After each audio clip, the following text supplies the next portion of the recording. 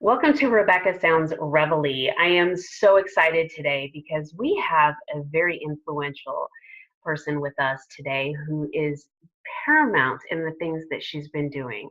She is educating and changing lives all over the world, and it is amazing the things that she has done. For example, she's been a business writer, travel writer, a newspaper columnist. She's traveled the world interviewing so many people, from busboys to international organizations. She is amazing at the things that she has done and accomplished in her life, which has also transformed many other lives as the writing has ripples effect. And speaking of that, she's also an author and has a book out which you have got to read and understand all of the things that are behind it. I'm going to let her share her book with you, the things that she is passionate about today. And so I will announce someone who is just ready to make a life change in you, and that is Reveille to Shirley Melis. Welcome to the show. I am just delighted to have you. Rebecca, hello. It's great to be on your show.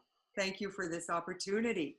Oh, you are so welcome. I'm so excited and enthusiastic about what you have going on. And I mean, you're an accomplished writer. You have done so many things.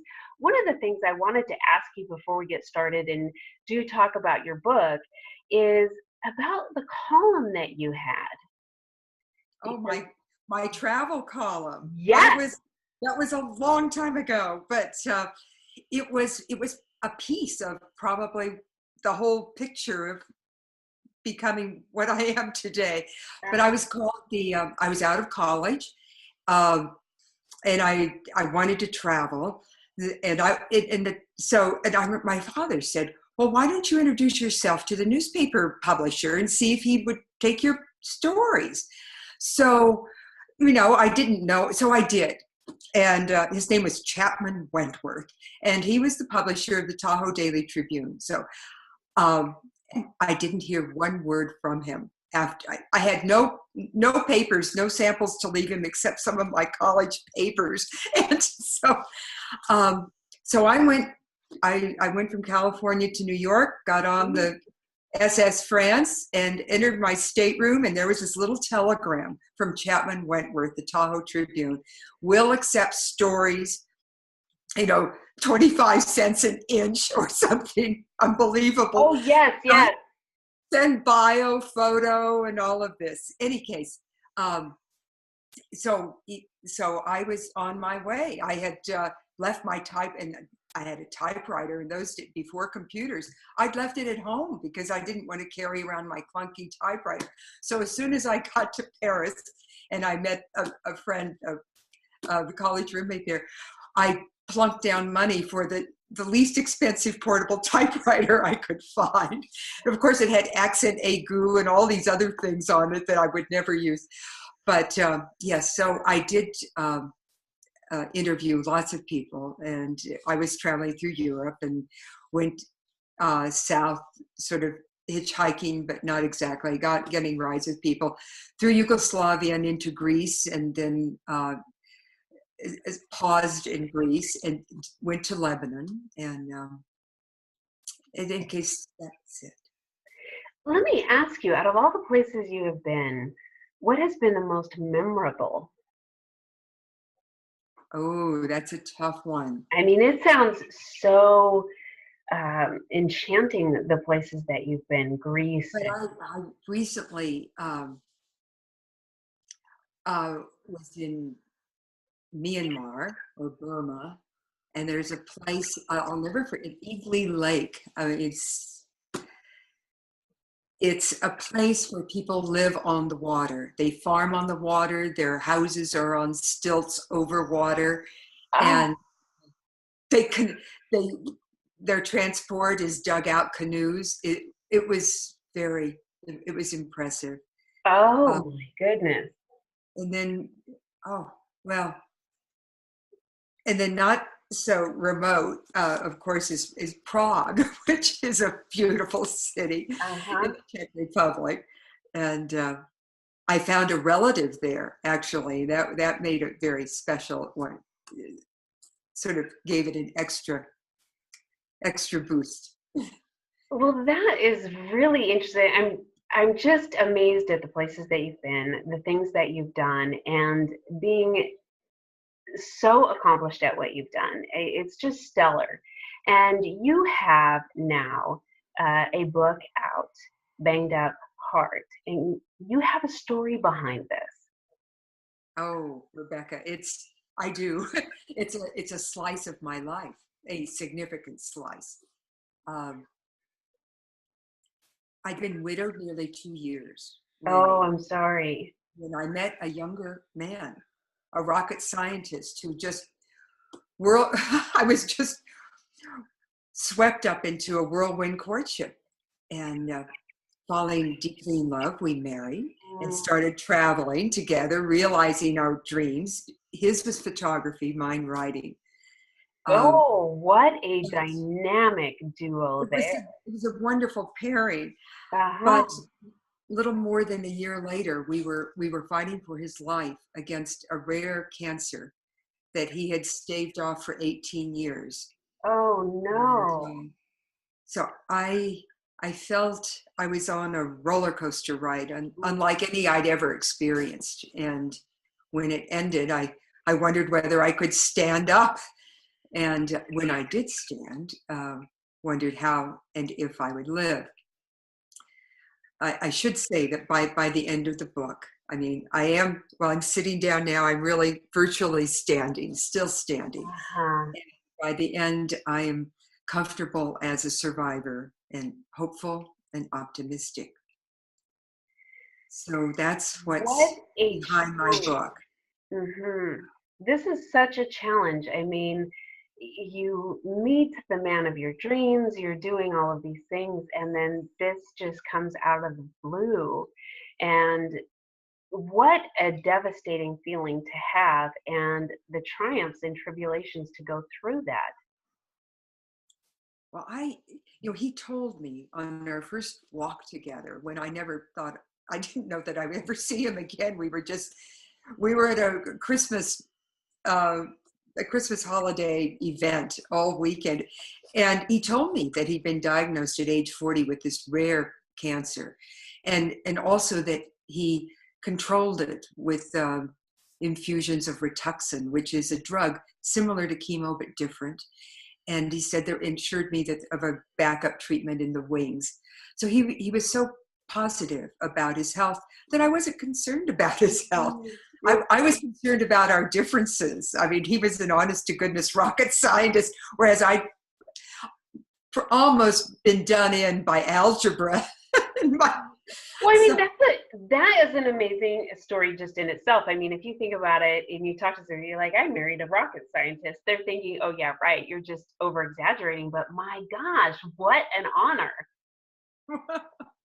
well, it struck me as sort of strange. I mean, but that's why I pointed out our differences to him, and he just laughed. And he said, couldn't imagine being involved romantically with a scientist.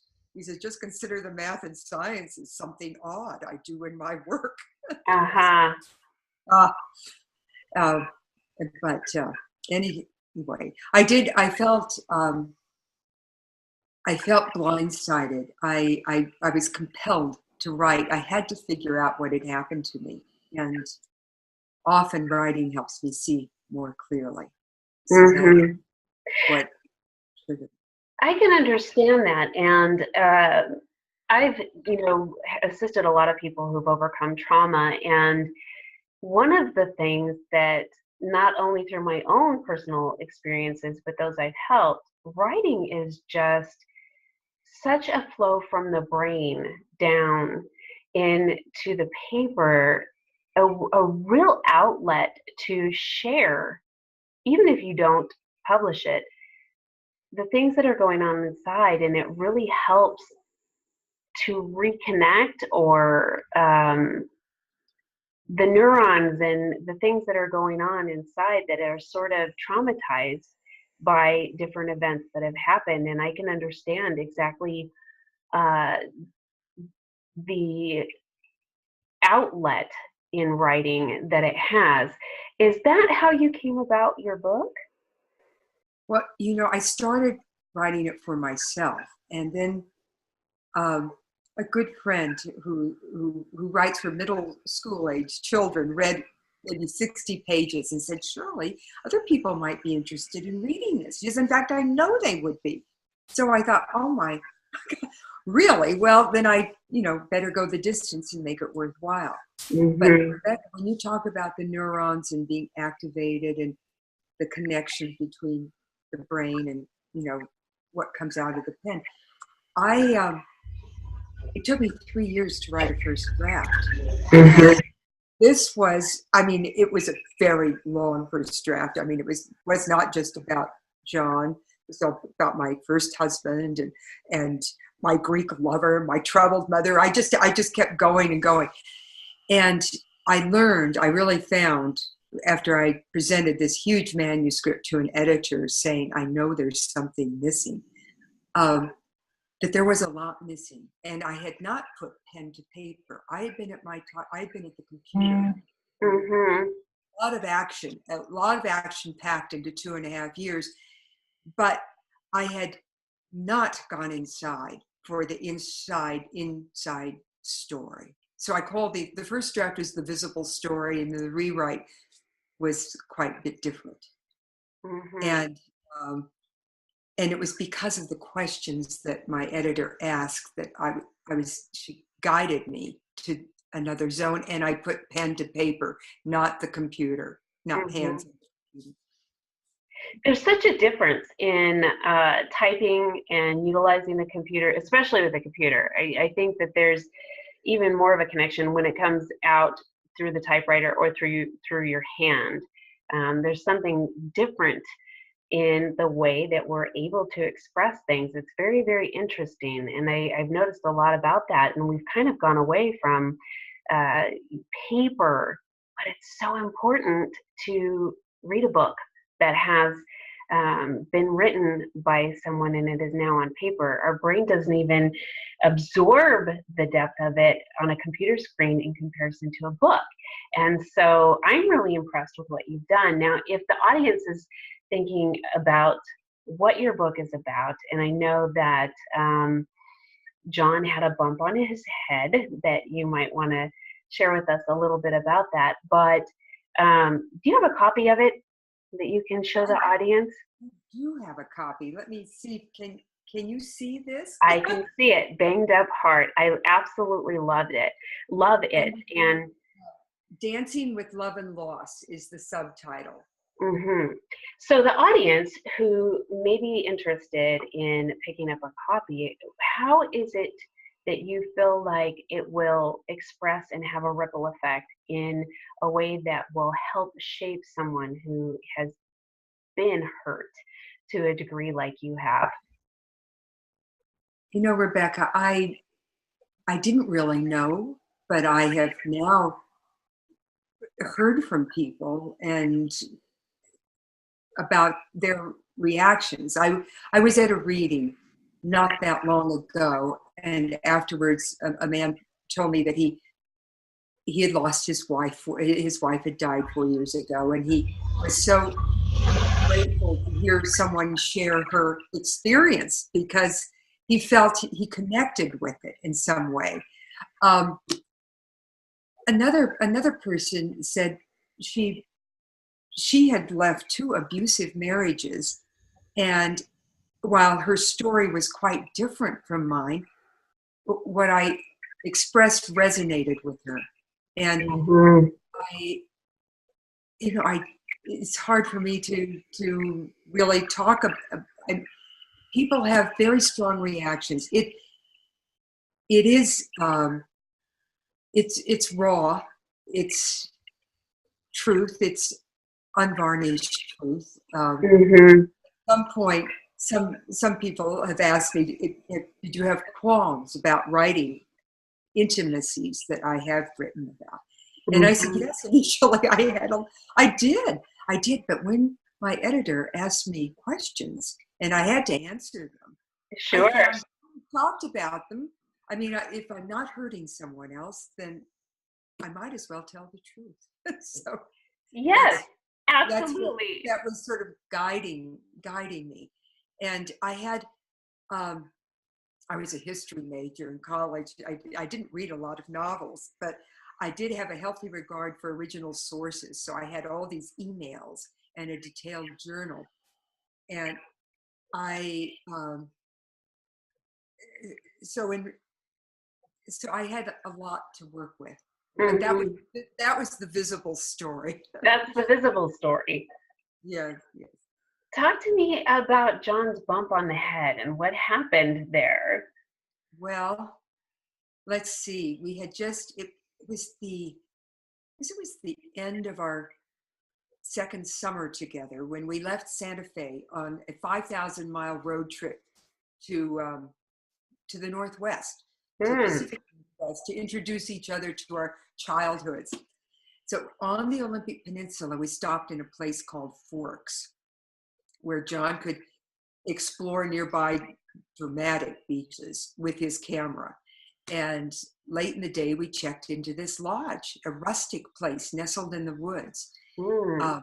Our bed, the headboard of our bed was carved to look like antlers.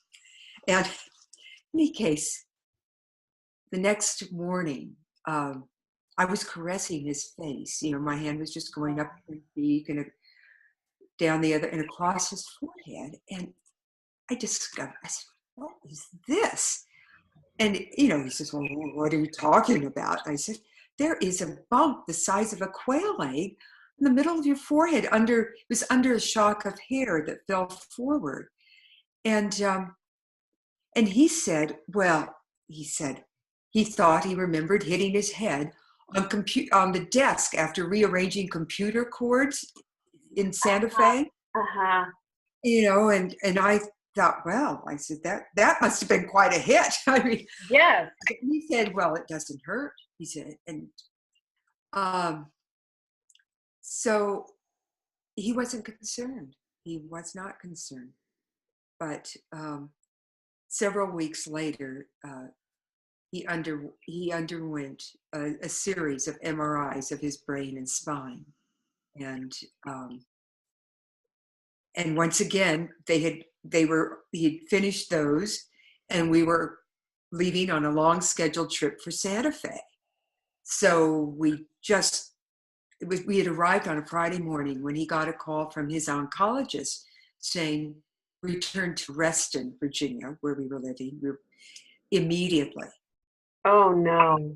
And it was well, it was a poignant and awful moment. But John, not wanting to give up the trip entirely, rebooked our return flights for 3 days later, and on a Monday. And on the Sunday before that Monday, he had difficulty talking, uh, walking, thinking, and we had a harrowing trip back from Santa Fe Mhm. to Reston. I felt we had to come back to get back to Reston to his oncologist. I, my feeling was that the cancer was out of control, that it was pressing on nerves and that were causing these symptoms, what I was seeing. And so it was a turning point. Find the bump on the forehead was the beginning of a 9-month odyssey. Mm-hmm. wasn't all bad, but it was very dramatic. It had very dramatic moments. Um, that's why I think of it as a roller coaster ride. Well, I can absolutely understand that. And I know that grief and loss is a very difficult thing. And what you have to endure um, in situations such as yours is so overwhelming for so many reasons, because when a person you love is experiencing something, you really want to do everything that you can to make their life better and happy moments during the struggles. And it's very, very difficult. And I know that the audience is all experiencing some type of a situation where there is grief and loss, and you have done a amazing job at being able to work through that. How would you express or advise someone as they're going through the journey of such situations that might be similar to yours? Well, I think you have to give yourself permission to grieve. There, Hmm. do it. Because when someone beloved close to you dies, I mean, it's almost as though a limb has been severed and you're just left there bleeding. And it just, and that's part of it. You do grieve. I, I, I think sometimes friends, it depends on your age and theirs, but sometimes they haven't experienced a loss and they don't know what to say or do. They want to somehow relieve your pain, but they don't know quite what. But they might offer food or to take you to appointments and things. And I'd say just accept it, and that's really good. Um, I think that I found, and this was after the death of my first husband, I thought I was a year later just doing fine until I went in for my annual physical, and the doctor asked that question, well, what's been happening in your life, Shirley? And two of them did, and I just burst into tears. And finally, they said, are you seeing anyone?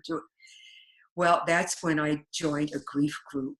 It was a Hmm. hospice grief group, and there were 8 of us, 7 women, 1 man, and we each spoke as we felt we could. Um, and I think it was a very good experience for me. I think I learned empathy, hearing other people's stories. Mm-hmm. Um, and it made me, because my first husband died suddenly, of a heart attack, heart related. Um, I almost felt lucky as I listened to other people's, everyone else had died of cancer. And so I felt I was spared in a way. But in any case, I felt that was a good experience to be with these Mm-hmm. grieving people.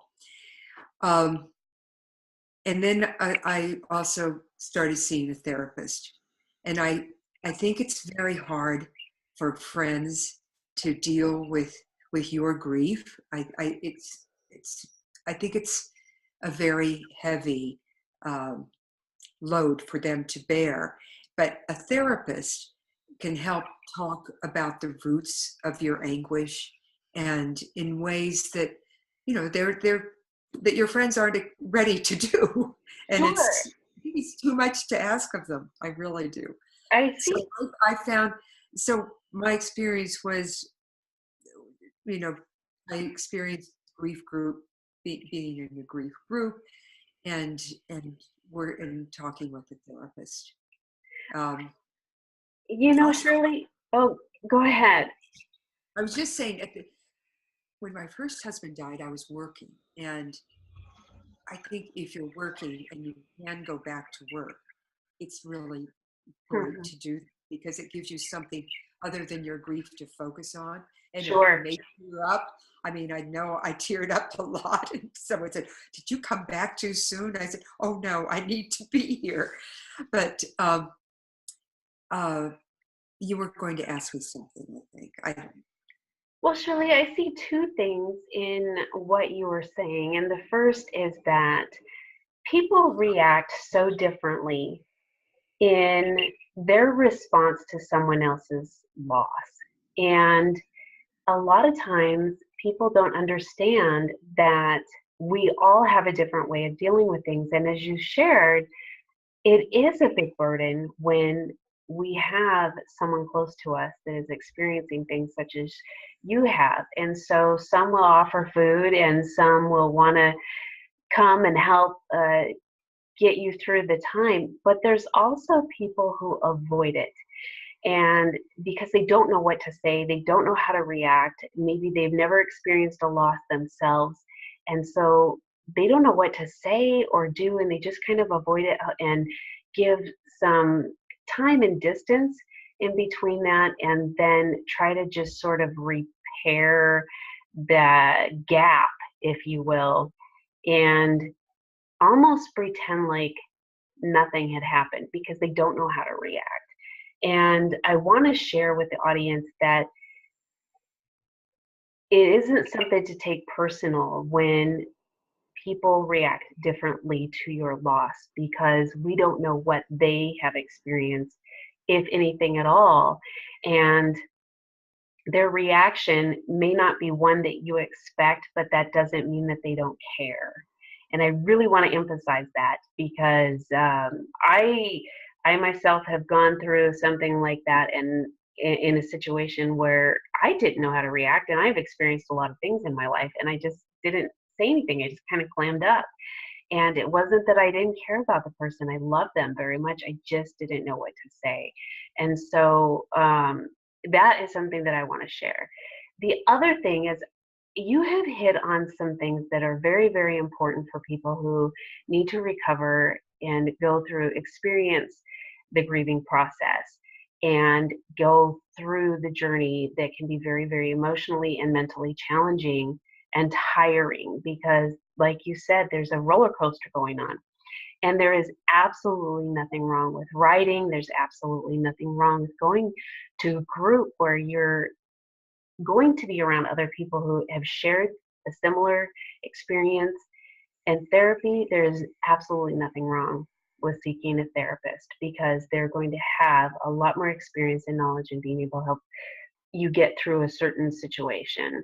So those are the two things that I really, really wanted to point out in what I heard from the things that you were sharing. Oh, the and what you say is true about it. We can say loss is universal. There's no escape unless somehow we were born in a cave. Right. And people lose their children, their spouse, their partners, their loved ones, and so that's universal. But what each of us takes to it is quite different, and it's you just don't know. I mean, we're all individuals with different experiences, as you just said, and some people are quite done in, and others find a way to step out. I will say, step out of the cocoon of grief, which I feel, I was able to do. And why, I can't say why, but it certainly is not an overnight experience. I know. And I think with your writing and what you have to share in your book is going to really transform some of those out there who have not had an opportunity to move through things. And what is so difficult is taking a trial or a tribulation that we've been exposed to and turning it into something that is going to help someone else. And the same time, by doing so, that helps us heal internally. Maybe that's it. There have been so many reviews and comments that uh, talk about sharing what I've written or reading it and feeling that the truth of it speaks to them on Hmm. levels. It makes me feel very good. I didn't know how people would react to my book. Um, I but I'm gratified that seems to be um, helpful to some people. I am absolutely excited about it. And anything that changes lives or helps people get through certain situations really just brings so much joy to my heart. And you're doing that, and you are getting a message out there that absolutely needs to be shared. And the thing of it is, a lot of times we have difficulty just talking about experiences that we've had. And for you to really make that known and available is, it speaks volumes. It took me 8 years, Rebecca. Uh-huh, uh-huh. Well, I can understand that. How long has it been since John's passing? uh, let's see. He died in 2008, Okay, so it's 9 years. Nine that's a years. long time. That's a It's a long very time. long time. Sometimes it seems like yesterday, but it's a long time. And I, you know, I had just about finished my first draft when well-intentioned female friends introduced me to a man Mm. who subsequently I did marry. He was a widower. Oh my goodness. Uh, it's sort of amazing to me because I had no, you just never know what's going to happen. But I did. Um, I was willing to take a risk. I wanted to take a risk to share my life with him, Mm-hmm. and he's very supportive. It's just um, I, I actually dreaded his reading my memoir. I really Oh. dreaded it because it's a slice of my life, a very significant slice before I met him, Mm-hmm. and so we agree. I agreed that we wouldn't read it until we knew it was going to be published, and Oh. that became a reality. That then he did read it, and I got to say he's been very supportive, and it makes me feel very happy. Well, it's really, I'm just thinking, that is what has made you the woman that you are now. And you have done some amazing things, and you've been through some very challenging times that have made you the woman that you are. And you're just a beautiful woman, both inside and outside. And I think that despite all of those difficult times, you have been blessed immensely. You know, I had a plan to write a book when I retired, but this wasn't it. I wanted to write, and I had thought of this. Like, I wanted to write a book about women between the ages of 60 and 90 who'd been through a lot of things and felt good about themselves. And that was my plan. But as my husband John used to say, he said, it's important to have plans. He said, life interferes with plans, but it's important to have them. And So true. interfere with that. So I wrote Banged Up Heart, and I have another memoir in mind I'd like to write. So I may not be able to get to my initial plan. I don't know. Uh-huh. Well, I would think that the next memoir that you have is going to be absolutely just so encapsulating because you've got a lot to share, and not only what you have to share is just incredible, but it also allows people to identify and move beyond in a forward and healthy direction. And I'm just amazed at what you have accomplished. And I want to thank you so much for being on the show today, because you have really, I know that it was difficult to talk about, but you have really made us be able to connect with you as a writer, as a person, and as someone who can encourage us to do some things that maybe we don't want to do in going through the grief process. It is just something that I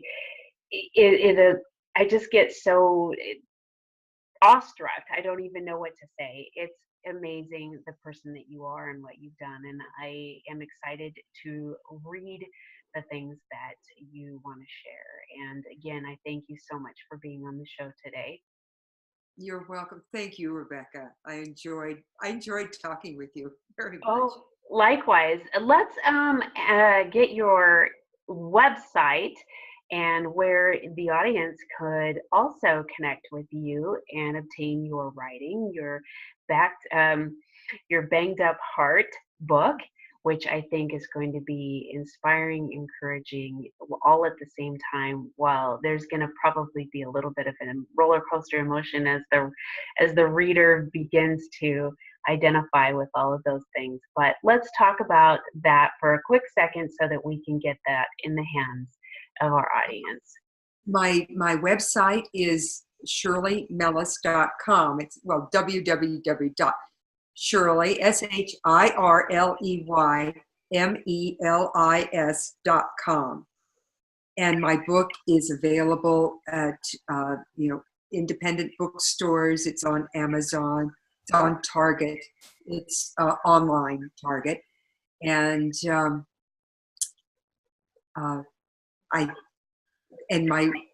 my website I have a blog. I have other things about the book. There are photos and that people may find of interest. Fantastic. And speaking of photos, let's go ahead and get an image of your book once again, so that as people are looking, they'll say, okay, that's the one. This is the one. Fantastic. And for those of you watching, I want to thank you again for tuning in with us. Shirley Melis has really allowed us to get an opportunity to connect with her just a little bit better. She's an amazing woman who has accomplished so much and is going to really be able to be effective in a positive way in so many lives. It may be something for you, and whether it is immediate or in the future, this is an opportunity for you to learn a little bit about the types of emotions that come with that in such an encouraging way. We also hope that you will share it with your friends, relatives, coworkers, and get the message out there, because this is a topic that a lot of people don't really want to talk about because we tend to go inside ourselves. But we should talk about it and connect and be able to understand others so that we can understand ourselves. Thank you again for watching. Please tune in again to Rebecca Sounds Reveille.